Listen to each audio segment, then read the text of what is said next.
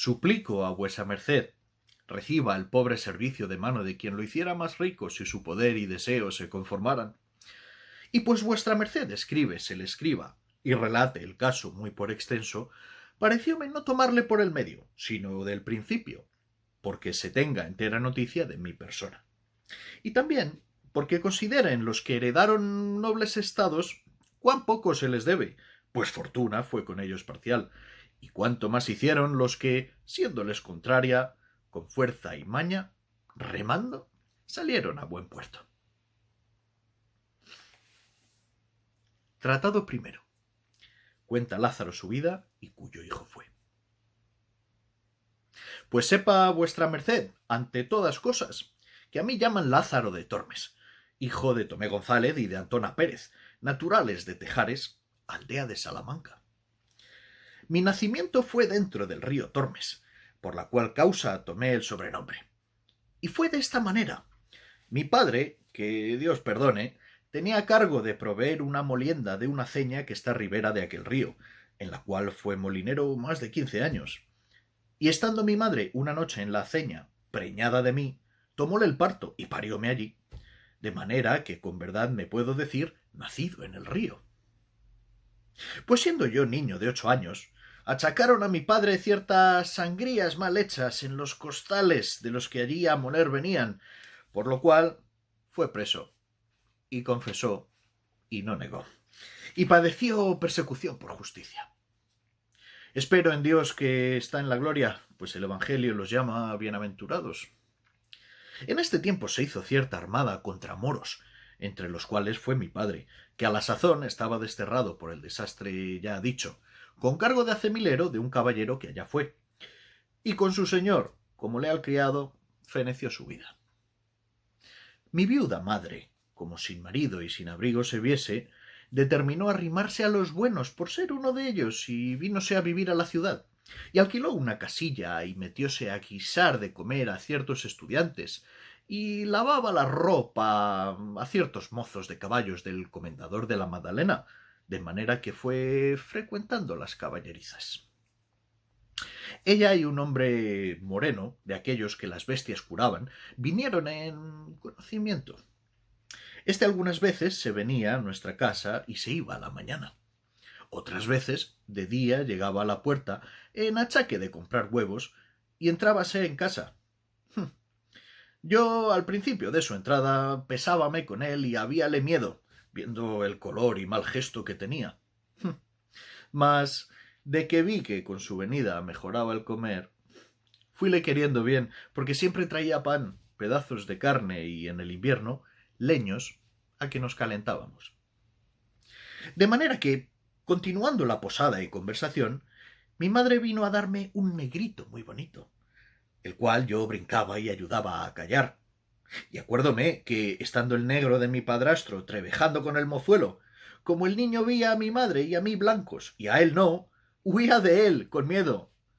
Para mi madre, y señalando con el dedo, decía «¡Madre, Coco! ¡Madre, Coco!». Respondió el padre riendo «¡Y de puta!». Yo, aunque bien muchacho, noté aquella palabra de mi hermanico y dije entre mí «¿Cuántos debe de haber en el mundo que huyen de otros porque no se ven a sí mismos?». Quiso nuestra fortuna que la conversación del zaide, que así se llamaba, llegó a oídos del mayordomo, y hecha pesquisa hallóse que la mitad por medio de la cebada que para las bestias le daban hurtaba, y salvados, leña, almohazas, mandiles y las mantas y sábanas de los caballos hacía perdidas, y cuando otra cosa no tenía, las bestias desherraba, y con todo esto acudía a mi madre para criar a mi hermanico.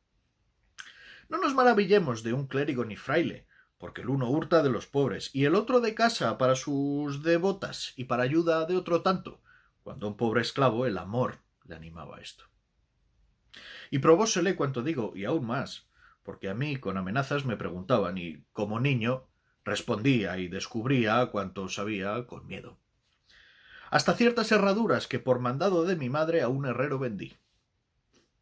Al triste de mi padrastro azotaron y pringaron, y a mi madre pusieron pena por justicia, sobre el acostumbrado centenario, que en casa del sobredicho comendador no entrase ni al lastimado Zaide en la suya acogiese.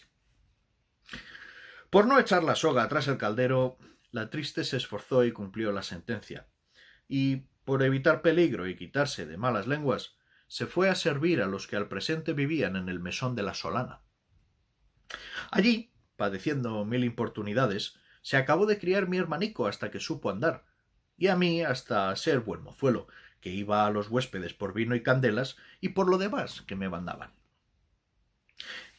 En este tiempo vino a posar al mesón un ciego, el cual, pareciéndole que yo sería para adestrarle, me pidió a mi madre, y ella me encomendó a él, diciéndole cómo era hijo de un buen hombre, el cual, por ensalzar la fe, había muerto en la de los Gelbes, y que ella confiaba en Dios no saldría peor hombre que mi padre, y que le rogaba me tratase bien y mirase por mí, pues era huérfano. Él respondió que así lo haría, y que me recibía no por mozo, sino por hijo. Y así le comencé a servir y a adestrar a mi nuevo y viejo amo. Como estuvimos en Salamanca algunos días, pareciéndole a mi amo que no era la ganancia a su contento, determinó irse de allí, y cuando nos hubimos de partir, yo fui a ver a mi madre, y ambos llorando me dio su bendición y dijo: «Hijo, ya sé que no te veré más. Procura de ser bueno, y Dios te guíe. Criado te he y con buen amo te he puesto. Válete por ti». Y así me fui para mi amo, que esperándome estaba.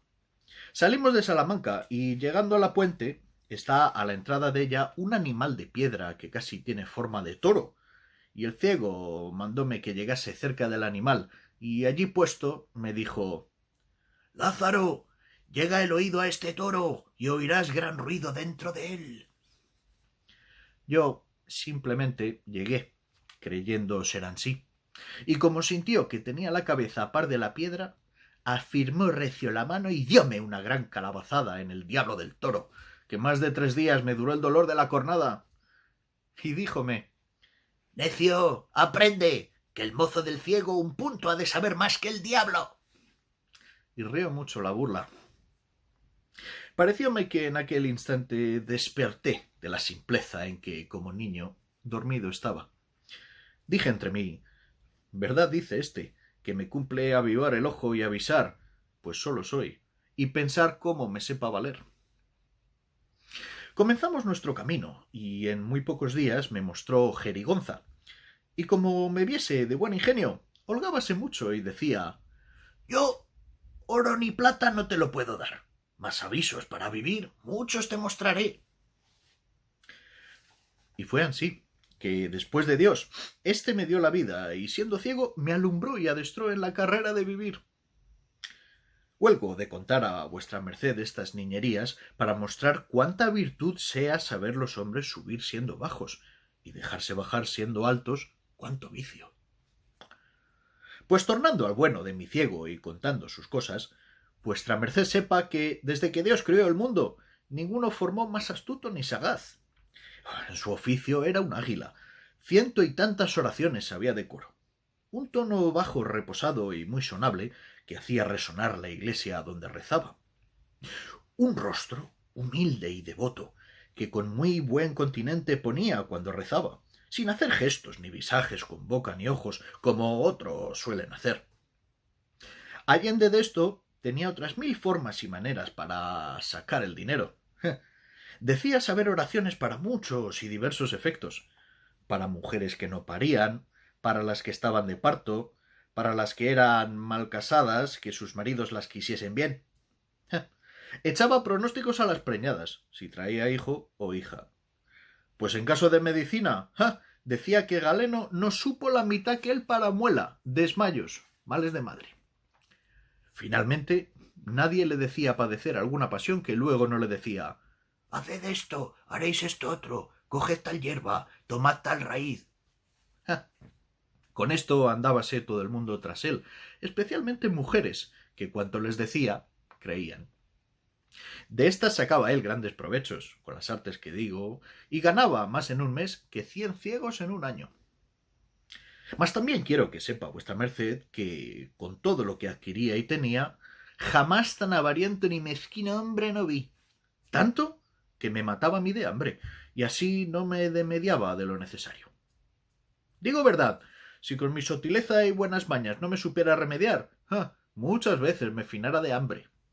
Mas, con todo su saber y aviso, le contraminaba de tal suerte que siempre, o las más veces, me cabía lo más y mejor. Para esto le hacía burlas endiabladas, de las cuales contaré algunas, aunque no todas a mi salvo. Él traía el pan y todas las otras cosas en un fardel de lienzo, que por la boca se cerraba con una argolla de hierro y su candado y su llave. Y al meter de todas las cosas y sacarlas, era con tan gran vigilancia y tanto por contadero, que no bastará hombre en todo el mundo hacerle menos una migaja. Mas yo tomaba aquella laceria que él me daba, la cual en menos de 2 bocados era despachada. Después que cerraba el candado y se descuidaba, pensando que yo estaba entendiendo en otras cosas, por un poco de la costura, que muchas veces del un lado del fardel descosía y tornaba a coser, sangraba el avariento fardel, sacando no por tasa pan, mas buenos pedazos, torrendos y longaniza. Y en sí buscaba conveniente tiempo para rehacer no la chaza, sino la endiablada falta que el mal ciego me faltaba.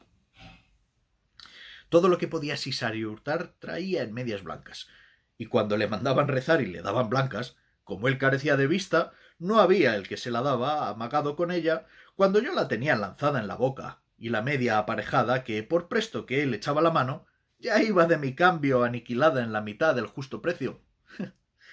Quejábaseme el mal ciego, porque al tiento luego conocía y sentía que no era blanca entera, y decía: ¿qué diablo es esto?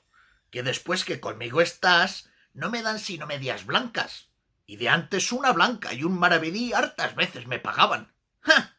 En ti debe estar esta desdicha. También él abreviaba el rezar y la mitad de la oración no acababa, porque me tenía mandado que, en yéndose el que la mandaba rezar, le tirase por cabo del capuz. Yo así lo hacía. Luego él tornaba a dar voces diciendo: «Mandan rezar tal y tal oración», como suelen decir. Usaba poner cabe sí un jarrillo de vino cuando comíamos, y yo muy de presto le asía y daba un par de besos callados y tornábale a su lugar. Mas duróme poco, que en los tragos conocía la falta, y por reservar su vino a salvo, nunca después desamparaba el jarro. Antes lo tenía por el asa bien asido. Mas no había piedra imán que así atrajese así como yo, con una paja larga de centeno que para aquel menester tenía hecha, la cual, metiéndola en la boca del jarro, chupando el vino, lo dejaba buenas noches. Mas, como fuese el traidor tan astuto, pienso que me sintió, y dende en adelante mudó propósito, y asentaba su jarro entre las piernas y tapábale con la mano, y ansí él bebía seguro. Yo, como estaba hecho al vino, moría por él, y viendo que aquel remedio de la paja no me aprovechaba ni valía, acordé en el suelo del jarro hacerle una fuentecilla y agujero sotil, y delicadamente, con una muy delgada tortilla de cera, taparlo. Y al tiempo de comer, fingiendo haber frío, entrábame entre las piernas del triste ciego a calentarme en la pobrecilla lumbre que teníamos, y al calor de ella, luego derretida la cera, por ser muy poca, comenzaba la fuentecilla a destilarme en la boca, la cual yo de tal manera ponía que maldita la gota que se perdía. Cuando el pobrecito iba a beber, no hallaba nada. Espantábase, maldecíase, daba al diablo el jarro y el vino, no sabiendo qué podía ser. «No diréis, tío, que os lo bebo yo», le decía. «Pues no le quitáis de la mano, ¿eh?» Tantas vueltas y tientos dio al jarro que halló la fuente y cayó en la burla, mas así lo disimuló como si no lo hubiera sentido. ¡Ja! Y luego otro día, teniendo yo rezumando mi jarro como solía, no pensando el daño que me estaba aparejado ni que el mal ciego me sentía, sentéme como solía. Estando recibiendo aquellos dulces tragos, mi cara puesta hacia el cielo, un poco cerrados los ojos por mejor gustar el sabroso licor, sintió el desesperado ciego que agora tenía tiempo de tomar de mi venganza, y con toda su fuerza, alzando con 2 manos aquel dulce y amargo jarro, le dejó caer sobre mi boca, ayudándose, como digo, con todo su poder. De manera que el pobre Lázaro, que de nada de esto se guardaba, antes, como otras veces, estaba descuidado y gozoso. Verdaderamente me pareció que el cielo, con todo lo que en él hay, me había caído encima. Fue tal el golpecillo que me desatinó y sacó de sentido, y el jarrazo tan grande que los pedazos de él se me metieron por la cara, rompiéndomela por muchas partes, y me quebró los dientes, sin los cuales hasta día de hoy me quedé. Desde aquella hora quise mal al mal ciego, y aunque me quería y regalaba y me curaba, bien vi que se había holgado del cruel castigo. Lavóme con vino las roturas que con los pedazos del jarro me había hecho, y sonriéndose decía: ¿Qué te parece, Lázaro? Lo que te enfermó te sana y da salud. Y otros donaires así, que a mi gusto no lo eran. Ya que estuve medio bueno de mi negra trepa y cardenales, considerando que, a pocos golpes tales, el cruel ciego ahorraría de mí, quise yo ahorrar de él, mas no lo hice tan presto por hacerlo más a mi salvo y provecho. Y aunque yo quisiera asentar mi corazón y perdonarle el jarrazo, no daba lugar el maltratamiento que el mal ciego dende allí adelante me hacía, que sin causa ni razón me hería, dándome coscorrones y repelándome. Y si alguno le decía por qué me trataba tan mal, luego contaba el cuento del jarro, diciendo: ¿Pensaréis que este mi mozo es algún inocente? ¡Ja! Pues oíd si el demonio ensayara otra tal hazaña. Santiguándose los que lo oían, decían: «Mirad, ¿quién pensara de un muchacho tan pequeño tal ruindad?» Y reían mucho el artificio y decíanle: «Castigaldo, castigaldo, que de Dios lo habréis». Y él, con aquello, nunca otra cosa hacía. Y en esto yo siempre le llevaba por los peores caminos, y adrede, por le hacer mal y daño. Si había piedras, por ellas. Si lodo, por lo más alto. Que aunque yo no iba por lo más enjuto, holgábame a mí de quebrar un ojo por quebrar dos al que ninguno tenía. Con esto, siempre con el cabo alto del tiento me atentaba el colodrillo, el cual siempre traía yo lleno de tolondrones y pelado de sus manos. Y aunque yo juraba no lo hacer con malicia, sino por no hallar mejor camino, no me aprovechaba ni me creía. Mas tal era el sentido y el grandísimo entendimiento del traidor. Y porque vea vuestra merced a cuánto se extendía el ingenio de este astuto ciego, contaré un caso de muchos que con él me acaecieron, en el cual me parece dio bien entender su gran astucia. Cuando salimos de Salamanca, su motivo fue venir a tierra de Toledo, porque decía ser la gente más rica, aunque no muy limosnera. Arrimábase a este refrán: «Más da el duro que el desnudo». Y venimos a este camino por los mejores lugares. Donde hallaba buena acogida y ganancia, deteníamonos. Donde no, al tercero día hacíamos San Juan. Acaeció que, llegando a un lugar que llaman Almorox, al tiempo que cogían las uvas, un vendimiador le dio un racimo de ellas en limosna. Y como suelen ir los cestos maltratados, y también porque la uva en aquel tiempo está muy madura, desgranábasele el racimo en la mano. Para echarlo en el fardel, tornábase mosto, y lo que a él se llegaba. Acordó de hacer un banquete, ansí por no lo poder llevar como por contentarme, que aquel día me había dado muchos rodillazos y golpes. Sentámonos en un valladar y dijo: «Agora quiero yo usar contigo de una liberalidad, y es que ambos comamos este racimo de uvas y que hayas de él tanta parte como yo. Partirlo hemos de esta manera. Tú picarás una vez, y yo otra, con tal que me prometas no tomar cada vez más de una uva. Yo haré lo mismo hasta que lo acabemos, y de esta suerte no habrá engaño». Hecho así el concierto, comenzamos. Mas luego, al segundo lance, el traidor mudó propósito y comenzó a tomar de dos en dos, considerando que yo debería hacer lo mismo. Como vi que él quebraba la postura, no me contenté ir a la par con él, mas aún pasaba adelante, 2 a 2 y 3 a 3, y como podía, las comía. Acabado el racimo, estuvo un poco con el escobajo en la mano y, meneando la cabeza, dijo: «Lázaro, engañado me has. Juraré yo a Dios que has tú comido las uvas 3 a 3. «No comí», dije yo, —Mas, ¿por qué sospecháis eso? —respondió el sagacísimo ciego. —¿Sabes en qué veo que las comiste 3 a 3? ¡Ja! En que comía yo 2 a 2 y callabas. Reíme entre mí, y aunque muchacho, noté mucho la discreta consideración del ciego. Mas, por no ser prolijo, dejo de contar muchas cosas, así graciosas como de notar, que con este mi primer amo me acaecieron, y quiero decir el despidiente y con él acabar. Estábamos en Escalona, villa del duque d'Ella, en un mesón, y dióme un pedazo de longaniza que le asase. Ya que la longaniza había pringado y comídose las pringadas, sacó un maravedí de la bolsa y mandó que fuese por él de vino a la taberna.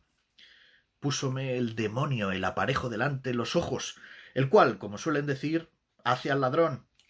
Y fue que había cabe el fuego un nabo pequeño, larguillo y ruinoso, y tal que, por no ser para la olla, debió ser echado allí. Y como al presente nada estuviese, sino él y yo solos, como me vi con apetito goloso, habiéndome puesto de entera el sabroso olor de la longaniza, del cual solamente sabía que había de gozar, no mirando qué me podría suceder, pues puesto todo el temor por cumplir con el deseo, en tanto que el ciego sacaba de la bolsa el dinero, saqué la longaniza y muy presto metí el sobredicho nabo en el asador. El cual mi amo, dándome el dinero para el vino, tomó y comenzó a dar vueltas al fuego, queriendo asar al que de ser cocido por sus deméritos había escapado. Yo fui por el vino, con el cual no tardé en despachar la longaniza. Y cuando vine, hallé al pecador del ciego que tenía entre 2 rebanadas apertado el nabo, al cual aún no había conocido por no lo haber tentado con la mano. Como tomase las rebanadas y mordiese en ellas, pensando también llevar parte de la longaniza, hallóse en frío con el frío nabo. Alteróse y dijo: —¿Qué es esto, Lazarillo? —¡Lacerado de mí! —dije yo—. Si queréis a mí echar algo. Yo no vengo de traer el vino. Alguno estaba ahí y por burlar haría esto. —No, no —dijo él—, que yo no he dejado el asador de la mano. No es posible. Yo torné a jurar y perjurar que estaba libre de aquel trueco y cambio. Mas poco me aprovechó, pues a las astucias del maldito ciego nada se le escondía. Levantóse y asióme por la cabeza, y llegóse a olerme. Y como debió sentir el huelgo, a uso de buen podenco, por mejor satisfacerse de la verdad y con la gran agonía que llevaba, asiéndome con las manos, abríame la boca más de su derecho y desatentadamente metía la nariz, la cual él tenía luenga y afilada, y a aquella sazón, con el enojo, se había aumentado un palmo, con el pico de la cual me llegó al galillo. Y con esto, y con el gran miedo que tenía, y con la brevedad del tiempo, la negra longaniza aún no había hecho asiento en el estómago, y lo más principal, con el destiento de la cumplidísima nariz medio cuasi ahogándome, todas estas cosas se juntaron, y fueron causa que el hecho y golosina se manifestase y lo suyo fuese vuelto a su dueño. De manera que, antes que el mal ciego sacase de mi boca su trompa, tal alteración sintió mi estómago, que le dio con el hurto en ella, de suerte que su nariz y la negra mal mascada longaniza a un tiempo salieron de mi boca. ¡Oh, gran Dios! ¿Quién estuviera a aquella hora sepultado, que muerto ya lo estaba? Fue tal el coraje del perverso ciego, que si al ruido no acudieran, pienso no me dejara con la vida. Sacáronme de entre sus manos, dejándoselas llenas de aquellos pocos cabellos que tenía, arañada la cara y rascuñado el pescuezo y la garganta.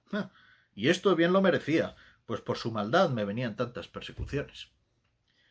Contaba el mal ciego a todos cuantos allí se allegaban mis desastres y dábales cuenta una y otra vez así de la del jarro como de la del racimo, y agora de lo presente. Era la risa de todos tan grande que toda la gente que por la calle pasaba entraba a ver la fiesta. Mas con tanta gracia y donaire recontaba el ciego mis hazañas que, aunque yo estaba tan maltratado y llorando, me parecía que hacías injusticia en no se las reír. Y en cuanto esto pasaba, a la memoria me vino una cobardía y flojedad que hice, porque me maldecía. Y fue no dejarle sin narices, pues tan buen tiempo tuve para ello, que la mitad del camino estaba andado, que con solo apretar los dientes se me quedaran en casa, y con ser de aquel malvado por ventura los retuviera mejor mi estómago que retuvo la longaniza, y no pareciendo ellas, pues pudiera negar la demanda. Pluguiera a Dios que lo hubiera hecho, que eso fuera así que así. Hicieran unos amigos la mesonera y los que allí estaban, y con el vino que para beber le había traído, laváronme la cara y la garganta, sobre lo cual discantaba el mal ciego don Aires, diciendo: «Por verdad, más vino me gasta este mozo en lavatorios al cabo del año que yo bebo en 2. A lo menos, Lázaro, eres en más cargo al vino que a tu padre, porque él una vez te engendró, mas el vino 1000 te ha dado la vida». Y luego contaba cuántas veces me había descalabrado y arpado la cara, y con vino luego sanaba. «Yo te digo», dijo, «que si un hombre en el mundo ha de ser bienaventurado con vino, que serás tú». Y reían mucho los que me lavaban con esto, aunque yo renegaba. Mas el pronóstico del ciego no salió mentiroso, y después acá, muchas veces me acuerdo de aquel hombre, que sin duda debía tener espíritu de profecía, y me pesa de los sinsabores que le hice, aunque bien se lo pagué, considerando lo que aquel día me dijo salirme tan verdadero como adelante vuestra merced oirá. Visto esto y las malas burlas que el ciego burlaba de mí, determiné de todo en todo dejarle. Y como lo traía pensado y lo tenía en voluntad, con este postrer juego que me hizo, afirmélo más. Y fue así, que luego otro día salimos por la villa a pedir limosna, y había llovido mucho la noche antes. Y porque el día también llovía, andaba rezando debajo de unos portales que en aquel pueblo había, donde no nos mojamos. Mas como la noche se venía y el llover no cesaba, díjome el ciego: «Lázaro, esta agua es muy porfiada, y cuanto la noche más cierra, más recia. Acojámonos a la posada con tiempo». Para ir allá habíamos de pasar un arroyo, que con la mucha agua iba grande. Yo le dije: «Tío, el arroyo va muy ancho, mas si queréis yo veo por dónde travesemos más aína sin nos mojar, porque se estrecha allí mucho, y saltando pasaremos a pie enjuto». Parecióle buen consejo y dijo: «Discreto eres, por esto te quiero bien. Llévame a ese lugar donde el arroyo se ensangosta, que ahora es invierno y sabe mal el agua, y más llevar los pies mojados». Yo, que vi el aparejo a mi deseo, saquéle debajo de los portales y llevélo derecho de un pilar o poste de piedra que en la plaza estaba, sobre el cual y sobre otros cargaban saledizos de aquellas casas. Y dígole: «Tío, este es el paso más angosto que en el arroyo hay».